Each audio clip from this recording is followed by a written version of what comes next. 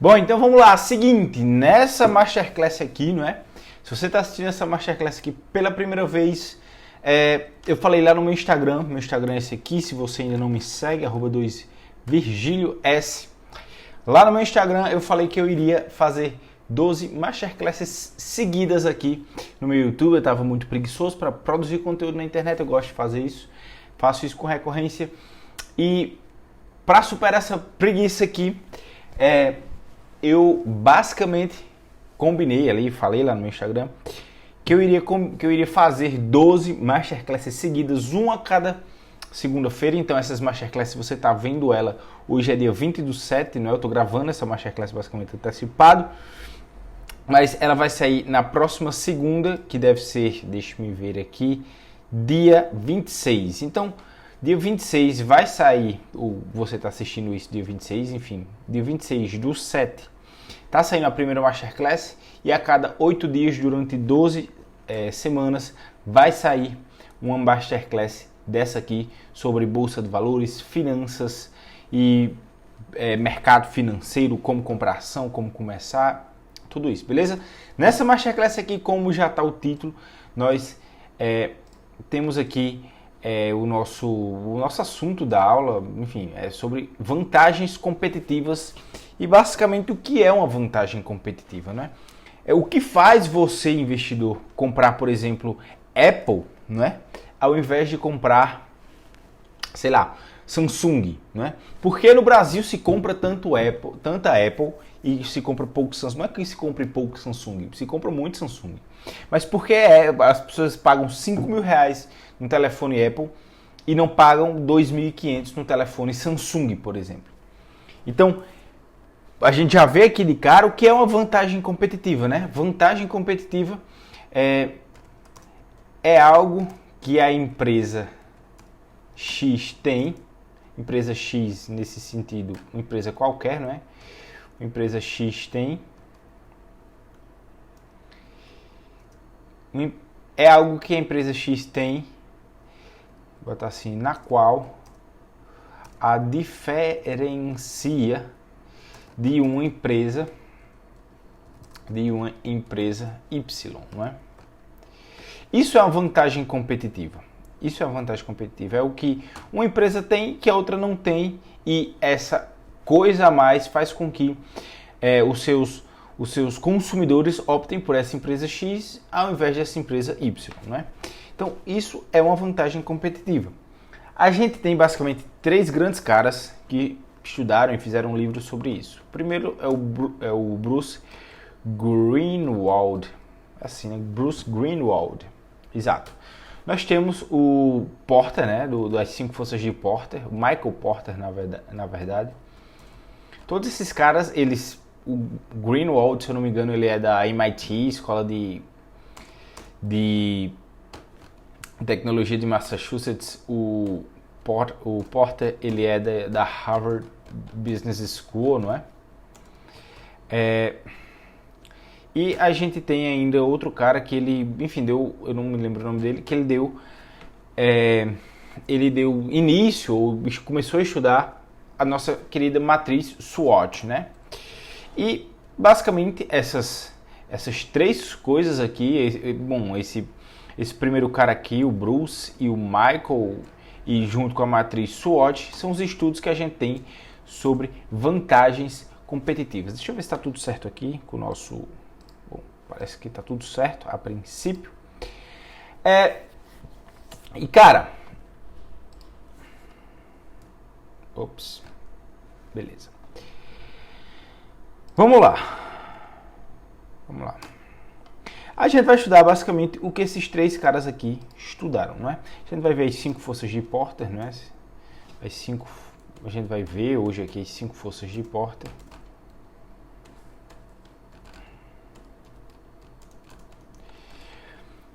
E a gente vai, enfim, o que o Greenwald ele estudou, enfim, basicamente é muito parecido com as 5 forças de Porter. E a matriz SWOT, ela dá uma análise aí, um apanhado geral, digamos, no que são as forças, fraquezas, oportunidades e ameaças que as empresas têm, não é? SWOT em inglês é Strength, Weakness, Opportunity e Threats. É isso. Basicamente isso, né? Opa. Vamos lá. Não, querido. Beleza, vamos lá. Seguindo aqui, não é? Então, começando aqui pelo, bota assim, Bruce Greenwald, BG. Bruce Greenwald. Vou colocar certinho, né? Eu tô meio preguiçoso hoje. Greenwald. O que é que esse cara, ele estudou? Ele basicamente viu que existe três, digamos,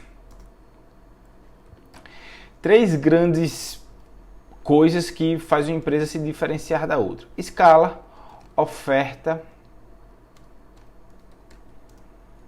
e demanda. Então, como assim, né? Quando a empresa ela tem escala, ela, digamos, é muito mais fácil para ela testar coisas novas, testar novas oportunidades ou lidar com prejuízos. É muito mais fácil para essa empresa lidar com esse tipo de coisa, né? Imagine a Apple, por exemplo, ela entra sei lá, no ramo aí de carros elétricos e se dá mal e perde, sei lá, 5 bilhões de dólares, porque ela fez um protótipo, fez algumas pesquisas, estudos, 5 ou 10 bilhões de dólares. O que é que isso de fato afetaria a Apple? Bom, não afetaria tanta coisa, tendo em vista que a Apple tem mais de 100 bilhões de reais em caixa. Ela queimaria 10% do caixa dela, mas para isso ela estaria entrando, digamos assim, dentro de um universo de oportunidades gigantescas. Então, quando a empresa ela tem escala, não é? É muito mais difícil, por exemplo, imagine eu vou do nada agora decidir, vou começar a fabricar carro elétrico. Porra, mas eu não tenho expertise com isso, não tenho nem, sei lá, 1 milhão de reais para queimar com isso, então, porra, tu vai entrar nesse como, entendeu? Então, a escala, ela é uma barreira de entrada, digamos assim, vamos botar escala, é uma barreira de entrada monetária no negócio. Quando você tem escala, você basicamente barra a galera, os aventureiros, entre aspas, né? Porque, por exemplo, como eu falei, imagine alguém que queira entrar no mercado de carro elétrico. Como é que esse cara... esse cara não entra sem know-how, esse cara não entra sem ter, enfim, algum investidor. Ele tem que ter um investidor por trás, ele tem que ter know-how, ele tem que saber o que ele está fazendo, ele tem que ter algum background de empresa de carro, alguma coisa assim, ou, enfim, eletricidade, alguma coisa. Então, esse cara, ele tem que buscar isso, né? Não tem como. Então, é muito difícil, porque basicamente toda empresa ela tem ali custos fixos, né? Toda empresa tem custo fixo. Então, quando você tem uma escala muito grande, você dilui todos esses custos fixos. Então, imagine que você tem uma empresa que tem 100 mil reais de custo fixo mensal. Se você fatura 1 milhão de reais, bom, os custos fixos são 10% do seu faturamento. Se você fatura 10, é 1%. Então, é muito mais fácil, você vai ter mais lucro, você vai ter mais capacidade, poder de arriscar coisas novas do que uma empresa que fatura menos, né? Então, esses custos são diluídos. Então você vai basicamente dizer assim, você fabrica produtos mais barato do que seu concorrente. Tudo isso com a escala, você ganha. Vamos colocar aqui. Vou colocar Bom, enfim. Deixa eu colocar para cá. Escala. Tudo isso você vai ganhar com escala. Agora, o que é que seria, por exemplo, oferta, não é? O que é que seria a parte da oferta? A gente tem oferta e demanda, não é? Quando você tem... Começa pela demanda, que é que eu estou vendo aqui nas minhas anotações. A demanda é basicamente quando você consegue tirar tudo.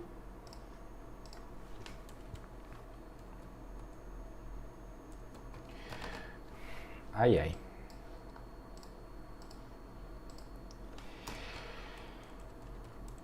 Quando você consegue criar demanda pelo seu produto. Então, quando, por exemplo, e é justamente demanda o que faz a Apple ser cobrar R$5.000 em um iPhone e a Samsung cobrar 1.800 pelo celular dela. Existe celular da Apple de R$12.000. Isso é mais caro que uma moto, por exemplo, uma moto zero. Então, como o celular pode ser tão caro, não é? É basicamente quando você tem uma marca forte. Então, quando você tem uma marca forte, você tem vantagem competitiva de escala. Então, quando você entra aqui quando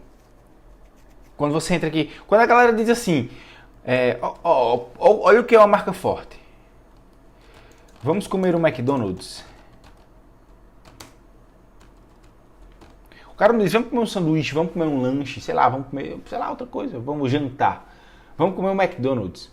Aquilo já está tão incrustado na cabeça dele, que isso faz com que o McDonald's, por exemplo, no Brasil, você não vai no McDonald's, você e sua namorada, e gasta menos do que R$100 lá. E, pô, tu tá comendo sanduíche com coca, né? Tu podia ir no Seu João da esquina, naquele sanduíche de, enfim, R$15 e vem 3 quilos de comida lá, de presunto, ovo, queijo e batata palha, e você paga bem menos do que isso. Mas a marca associada ao McDonald's, né, a marca associada ao McDonald's faz você, digamos assim, ter disponibilidade de pegar algo básico, que é um sanduíche. O sanduíche do McDonald's não tem nada demais, é um hambúrguer com queijo e um pão lá, enfim. Muita gente gosta da batata, sei lá. Mas algo que não tem nada demais e você gasta 3 ou 4 vezes mais do que você normalmente gastaria. Então, quando você tem uma vantagem competitiva de demanda, você joga para o seu, digamos, para o seu cliente, você está jogando ali para o seu cliente. Como é que eu posso falar isso? Você está jogando para o seu cliente a vantagem competitiva, entende? Quando você tem, por outro lado, a parte da oferta, você joga para você a vantagem competitiva. Ou você joga para você a responsabilidade, por assim dizer. Como assim? Quando você tem uma oferta, é quando, por exemplo, quando a sua oferta é melhor do que a do seu concorrente, né? Então, quando sua oferta é melhor do que a do concorrente. Então, você tem aí, você vende tijolo, sei lá, cimento, né? Você vende cimento na sua loja.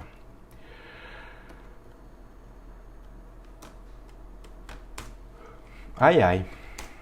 O que é que isso? Cimento é cimento. Então você não tem simplesmente nenhuma vantagem competitiva, digamos, na parte de marca. Ninguém compra, vou comprar o cimento ali sei lá, lá na loja que é do outro lado da cidade porque eu gosto lá daquele cara. Muito dificilmente isso aconteceria, né? Muito dificilmente isso aconteceria. Por quê? Porque cimento é cimento. Aqui, se eu for para São Paulo, é o mesmo cimento. Se eu for para Fortaleza, é o mesmo cimento. Se eu for, sei lá, para o Rio Grande do Sul, é o mesmo cimento. Então não tem sentido você não se diferenciar porque você tem uma marca, né? Ninguém cria desejo por cimento. Então, quando você tem uma vantagem competitiva, quando você tem uma vantagem competitiva de oferta, vamos colocar vantagem de oferta e vantagem. Eu estou colocando vantagem competitiva para que fique na sua cabeça sobre o que é essa Masterclass. Essa Masterclass é sobre vantagem competitiva e, enfim, está aqui vantagem competitiva de escala, de demanda e de oferta, né? Então, isso é vantagem competitiva. É quando você tem, nesse caso, na parte da oferta, você tem um preço mais barato. Simplesmente isso. Seu concorrente vende o cimento por 25, você vende por 23. Ponto, não é? Então você não cria nenhum desejo a mais. Então a responsabilidade da vantagem competitiva está em cima de você. Quando você tem uma vantagem competitiva em cima da demanda, Você, no caso da Apple, por exemplo, a gente tem aqui o exemplo da, né?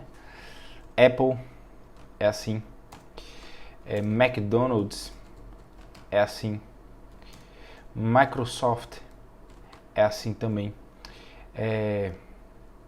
até a própria Tesla é assim, de certa forma também.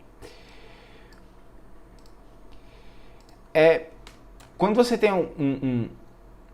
uma vantagem competitiva por parte digamos, da demanda, um bom exemplo aqui, que eu acabei de achar na cabeça, é o terminal, o Bloomberg, né? Não sei se você sabe, mas existe um terminal no mercado financeiro, existem várias plataformas de investimento, né? Aqui no Brasil, por exemplo, existe a Profitchart da Analogica, e existe a Trade Trader, existe outras, né? Existem várias opções. Você paga e que você não paga, que é gratuito e que não é gratuito.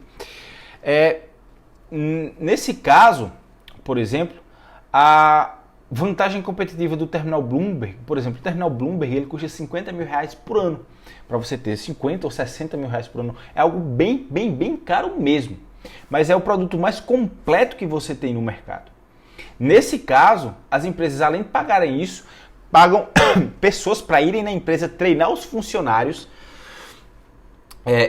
da empresa deles. Então, o banco lá, sei lá, o Itaú, paga lá uma consultoria, ou até a própria Bloomberg mesmo, os caras vão lá, treinam toda a equipe do Itaú, 200 pessoas, eles treinam as pessoas, a própria Bloomberg, ou sei lá, quem quer que seja, treinam a galera para que essa galera aprenda a usar o terminal Bloomberg, que não é uma coisa assim que você entra e tão intuitivo como é o Instagram, por exemplo. Né? Então, existem várias funções que você precisa ser treinado para isso. Então, imagine do dia para a noite, né? Você não ter que usar mais o Bloomberg. Né? Imagine o quão danoso isso seria para o Itaú, para o JP Morgan, sei lá, para todos esses grandes bancos, para os fundos. Né?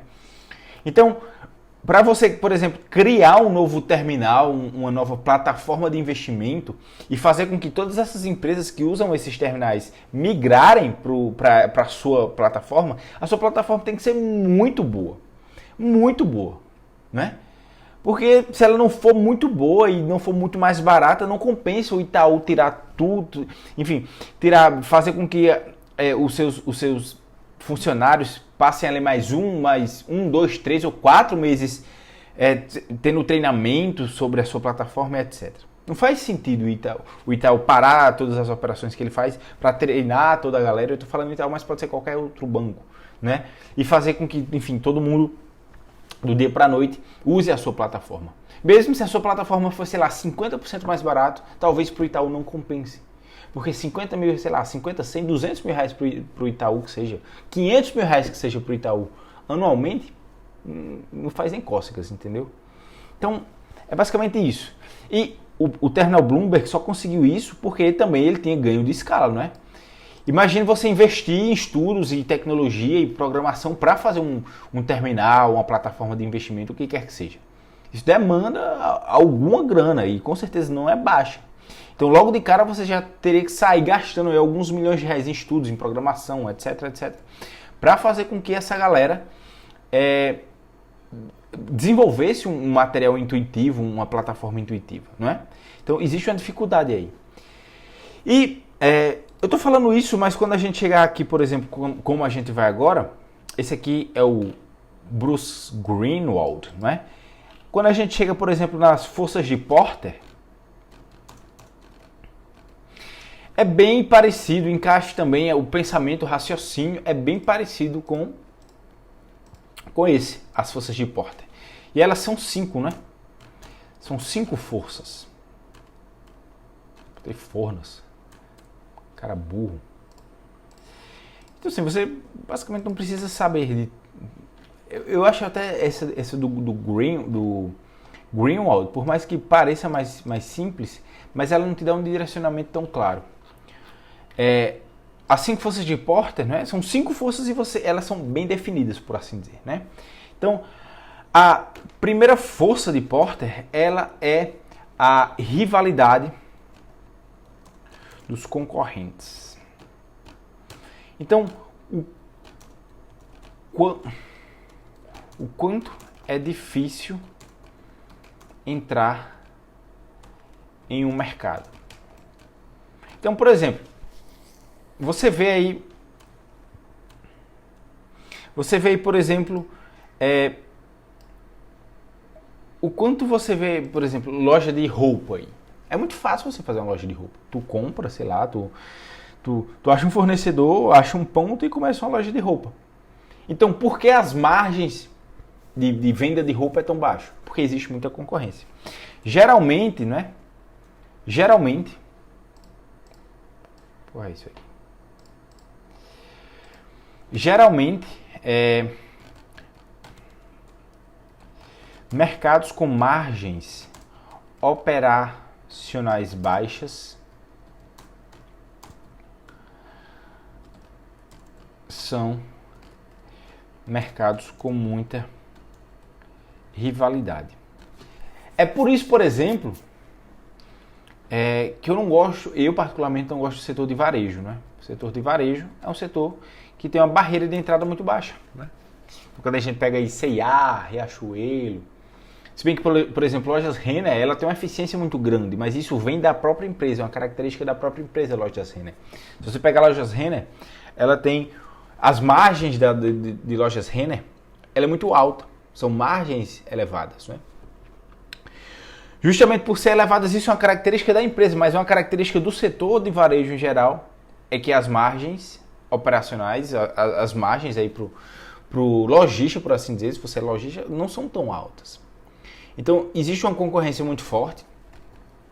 Vou botar assim, concorrência forte é igual a margens baixas.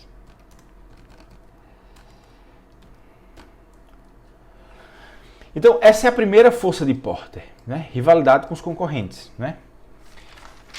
Vou até ver o que eu estou...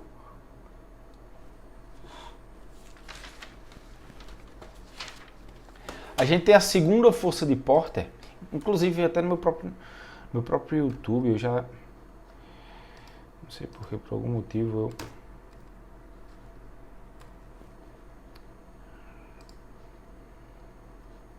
Agora sim. Eu já tenho até um vídeo aqui no YouTube falando das 5 forças de Porter, mas não de forma não tão explicada como essa aqui. Por exemplo, quando a gente vem aqui para rivalidade com os concorrentes, né? Quando você tem investimento em tecnologia alto, existe barreira de entrada, né? Então, por exemplo, desenvolver um novo smartphone. Existe uma certa barreira de entrada, né? Porque você simplesmente não desenvolve um smartphone, principalmente digamos, com um visual tão amigável, que é o grande X da questão da Apple, né? Que o Steve Jobs já falava que o design, o cliente compra, o cliente não sabe o que ele quer, mas enfim, ele compra pelo design. O Steve Jobs já se preocupava muito com isso. Mas, indo de um extremo a outro, por exemplo, eu posso amanhã, sei lá, ligar para uma loja de roupas, comprar a roupa dela e revender. Eu posso começar a fazer isso agora mesmo, se eu quiser. Mas eu jamais poderia começar uma empresa de smartphones, que fabrica smartphones, a Vigisphone, por exemplo, hoje. Isso me demandaria muito estudo, muito tempo e muito dinheiro, né? Muito estudo, muito tempo, muito dinheiro. É tanto que até, por exemplo, as grandes empresas que fabricam smartphones não são muitas. Samsung, Apple e a gente tem a chinesa, que eu esqueci o nome. Mas Motorola, por exemplo. Eu vejo meus colegas com Motorola, mas eu estou falando globalmente, por exemplo. Eu sei que você deve ter 1 ou 2 ou 3 ou 5 pessoas que tem Motorola, que tem, sei lá, um celular da Microsoft ou coisas assim, enfim, de outra marca, de uma marca mais barata, não é? Como, sei lá, Motorola mesmo, que é uma coreana ou a japonesa, se eu não me engano. Mas você não vê essas marcas com força global, não é? Eu, por exemplo, se você for, sei lá, na Europa, você não vai ver a galera com Motorola, ou sei lá, na Ásia ou em qualquer outro canto. Não tem força global.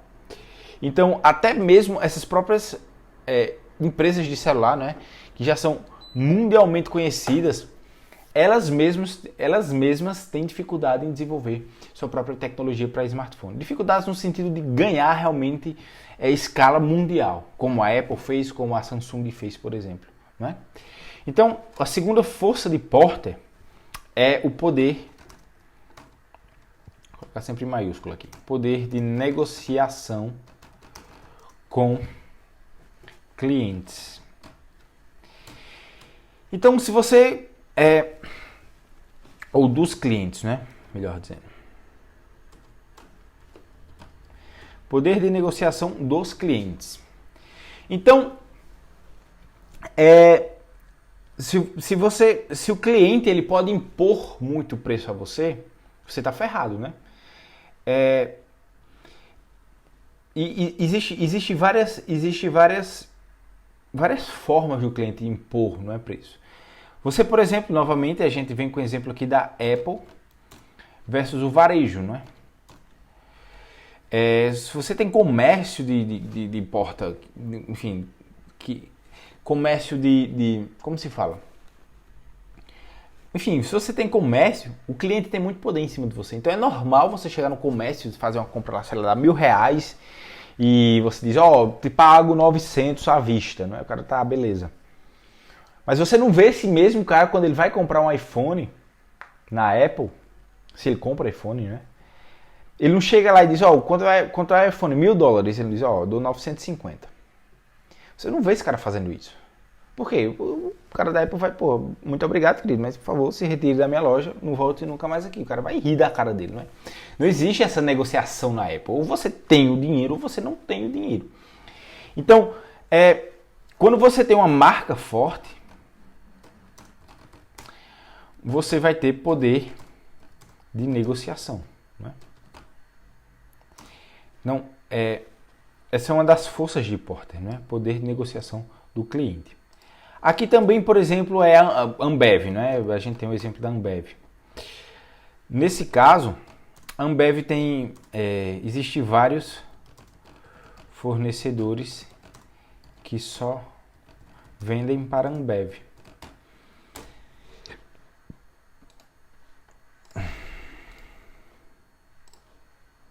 Então imagine você ter, sei lá,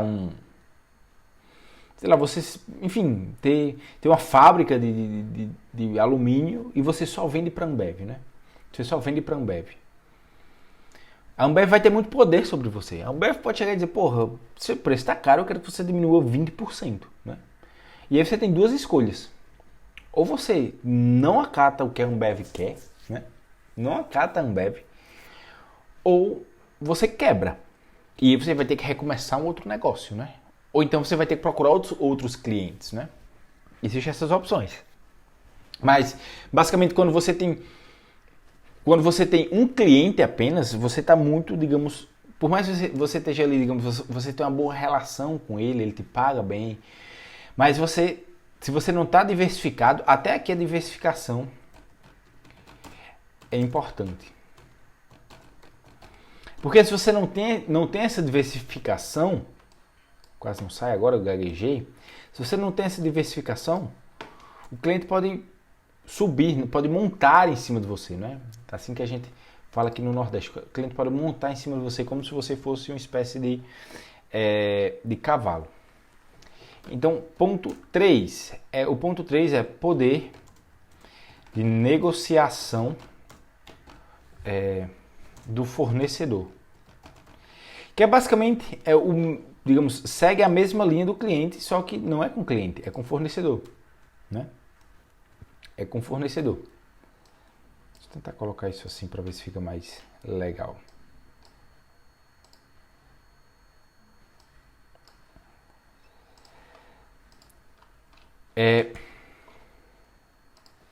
Então,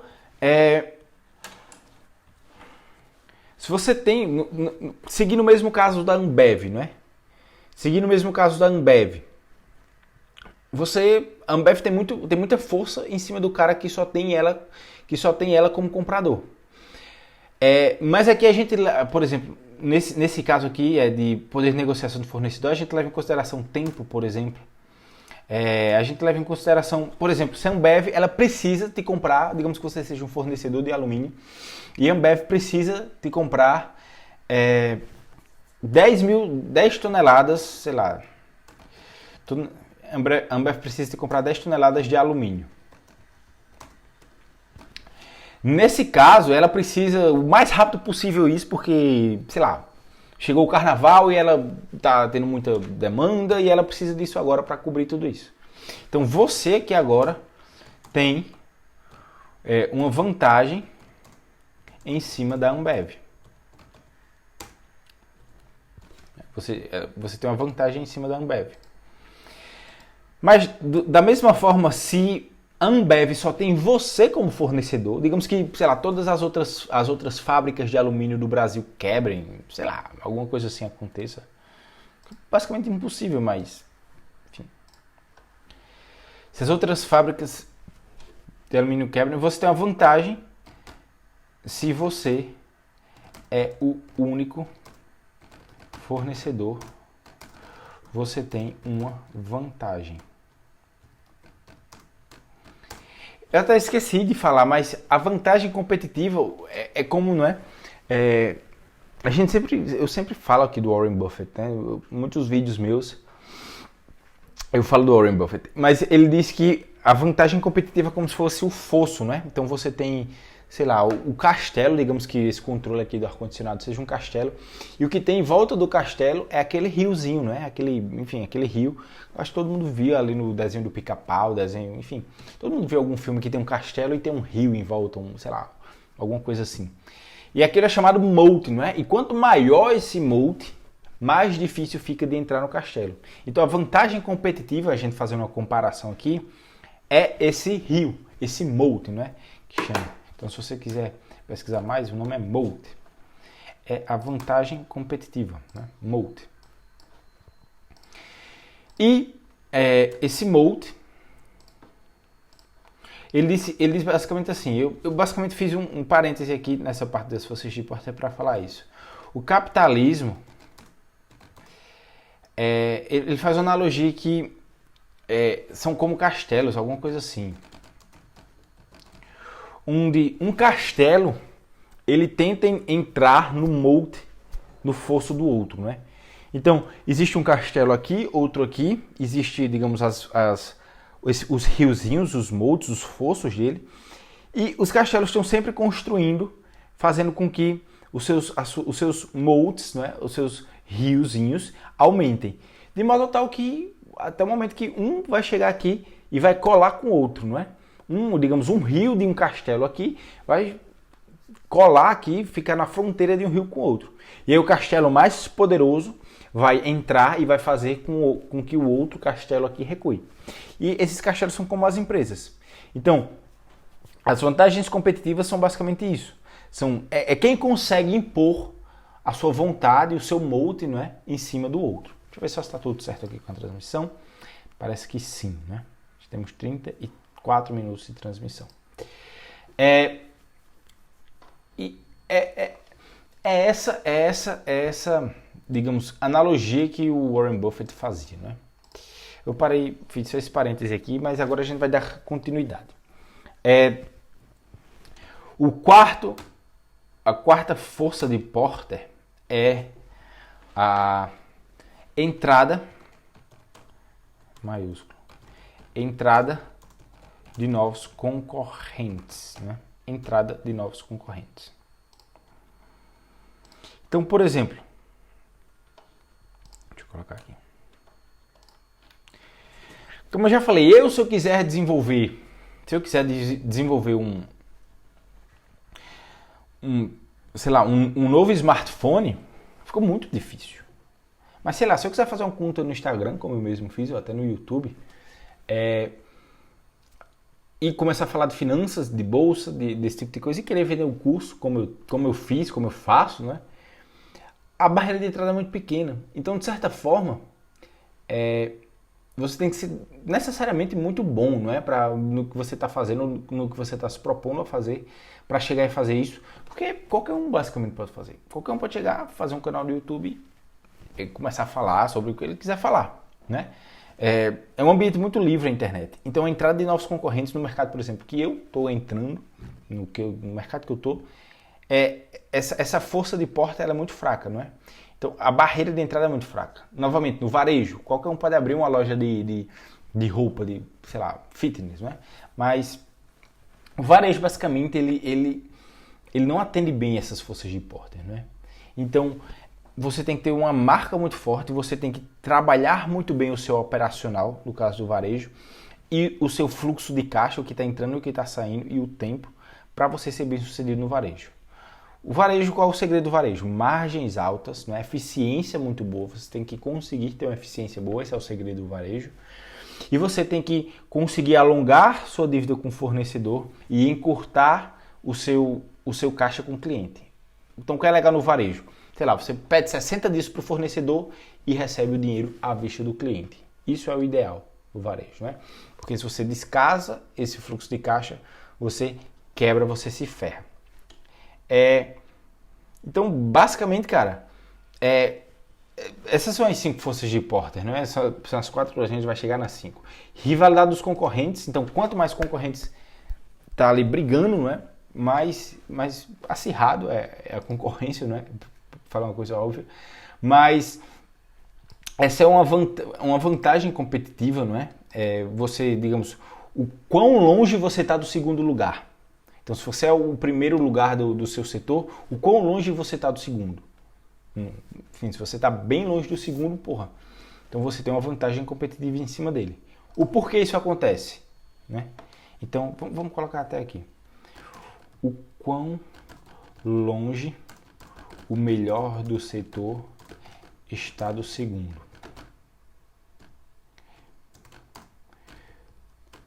Por que isso acontece? Então, quando você responde essa pergunta aqui, por exemplo, você descobre qual a vantagem competitiva da empresa número 1 em relação à empresa número 2 e, consequentemente, em relação à empresa número 3, 4, 5, 6 e assim por diante, né? Quando a empresa tem poder de negociação em cima do cliente, a Apple tem muito isso, né? O próprio, aqui o Bloomberg, como a gente falou lá em cima, tem isso. O Bloomberg tem isso. Quando você tem poder de negociação também em cima do seu fornecedor, não é? Então, o quão grande, digamos assim, você representa, qual a porcentagem do faturamento do seu fornecedor as suas compras representam dentro do faturamento do fornecedor.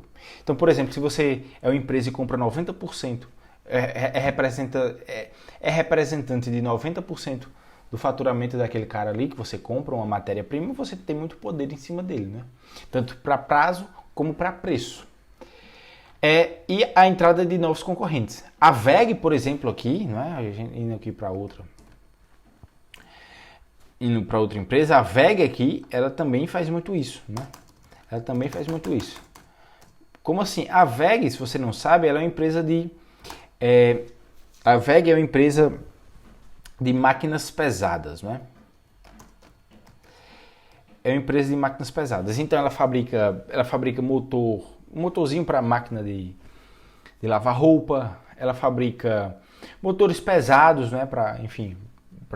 Se não me engano, até para partes de carros também. Mas de modo geral, são motores pesados. Então a VEG, você precisa de um capex gigantesco, porque ela está ali mexendo com a indústria, para você fazer um motor, por mais que esse motor seja pequeno, né? Enfim, por mais que esse motor seja pequeno, você precisa de uma tecnologia muito grande para chegar àquela matéria, aquele motor funcionando. Você precisa de várias máquinas também para fabricar o motor. Então você tem que ter um alto investimento financeiro, não é? Você tem que ter um investimento em tecnologia, estudo muito grande para você fazer um motor eficiente. E a VEG também ela tem uma marca muito forte, não é? Mas você pode dizer, mas eu nunca, enfim, vi a VEG patrocinando o jogo do Flamengo. Geralmente quem investe muito em marketing tem marcas muito fortes, né? Enfim, inclusive você vê a Apple aí investindo muito e A Apple está investindo em AdSense no YouTube, Instagram.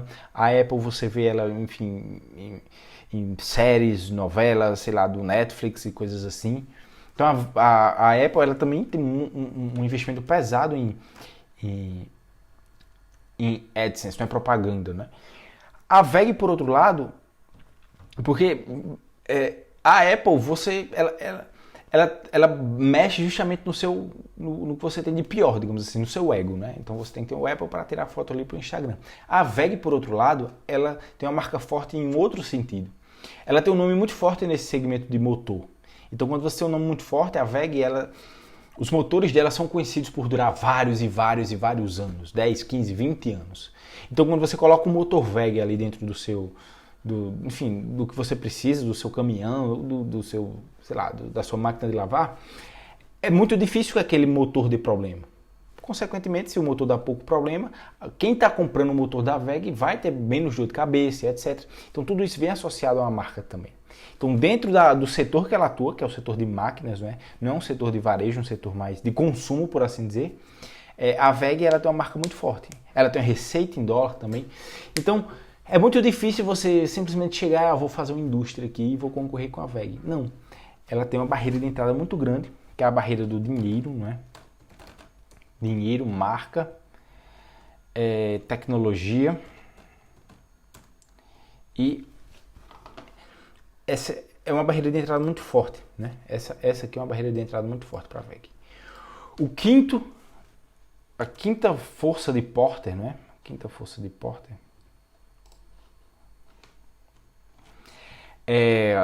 A quinta força aqui é a ameaça de produtos, e a gente já acaba.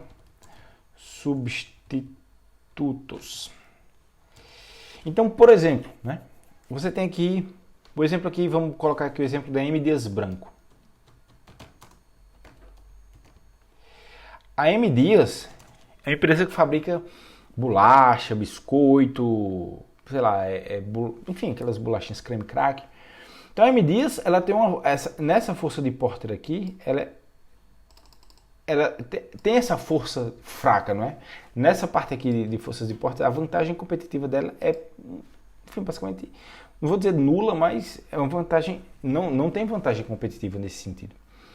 A M. Dias Branco, por mais que eu nunca estudei em empresa a fundo, mas dizem que é uma empresa eficiente, etc. É muito fácil, sei lá, se não tem a creme crack lá de uma marca, você leva outra, ou você compra um Kit Kat, ou você compra um Oreo. Você pode substituir a sua bolacha por um chocolate, se você quiser, sei lá, ou enfim, qualquer coisa dessa, Na economia a gente chama isso aqui de elasticidade do produto, Elasticidade do produto. Você tem também aqui empresas relativamente grandes concorrendo assim, porque se você não compra um creme crack, você pode comprar qualquer, sei lá, um biscoito Oreo. E aí a empresa que fabrica o Oreo, ela, digamos, tem uma marca mais forte do que biscoito creme crack, bolacha, esse tipo de coisa, Dessas bolachas mais, que chama de água e sal. Do mesmo jeito, se você vai, sei lá, arroz e, sei lá, o substituto do arroz, cuscuz, Muita gente fala arroz e cuscuz. Então, sei lá, se porventura você não achou arroz no supermercado, que é muito difícil, Você pode ir lá comprar cuscuz. É basicamente isso. Então, o quão substituível é o seu produto. O quão o seu produto é substituível. E dependendo de ser mais ou menos, você tem uma vantagem competitiva maior ou menor. Então, essas são as cinco forças de Porter. E para a gente finalizar aqui, a gente vai falar um pouco sobre matriz SWOT. Matriz SWOT. Para a gente finalizar, essa matriz SWOT aqui, tá assim, um pouco maior aqui. Matriz SWOT. A matriz SWOT representa o quê? O S representa Strength, se não me engano é assim. W representa Weakness. Tá errado? Strength? Não. O O representa Opportunity.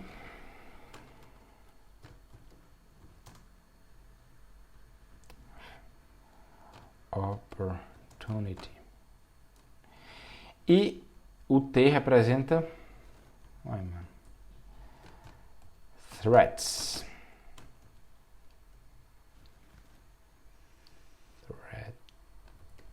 Acho que é assim.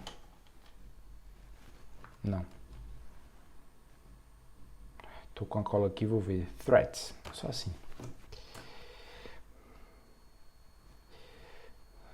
Bom, essa basicamente é a matriz SWOT, né? Ela é uma matriz quadrada, né? Eu deveria ter pegado uma foto, mas eu não peguei. Mas ela é basicamente, deixa eu ver se eu consigo fazer uma parada aqui. Ver se eu consigo fazer. Ela é basicamente assim, não é? Essa é a matriz, seria a matriz SWOT. Ai, droga.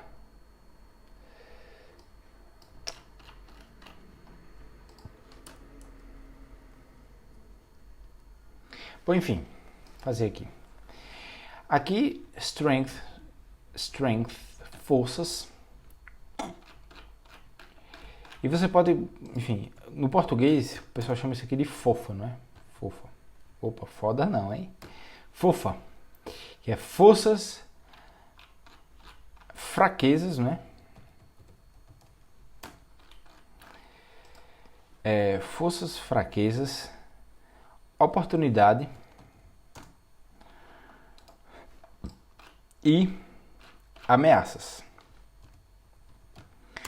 E aqui é onde você identifica, por exemplo, qual a força da sua empresa, né? Por exemplo, vamos lá, vamos pegar uma empresa real. Vamos pegar aqui Apple. Apple, né? Qual a força da Apple? Marca forte. Ela tem a marca da Apple é muito forte. Ela tem um bom produto, né? Um bom produto. Design é uma marca forte. Segundo o próprio Steve Jobs, por exemplo. Quais são as oportunidades que a Apple tem? Então, tudo que está, vamos colocar assim, relacionado à tecnologia, não é? Então, você tem aí carro elétrico, enfim, já houve rumores que a Apple iria fazer seu carro elétrico, etc. A Apple também tem já houve rumores disso também, que ela estava desenvolvendo um telefone que não precisava de chip, não é?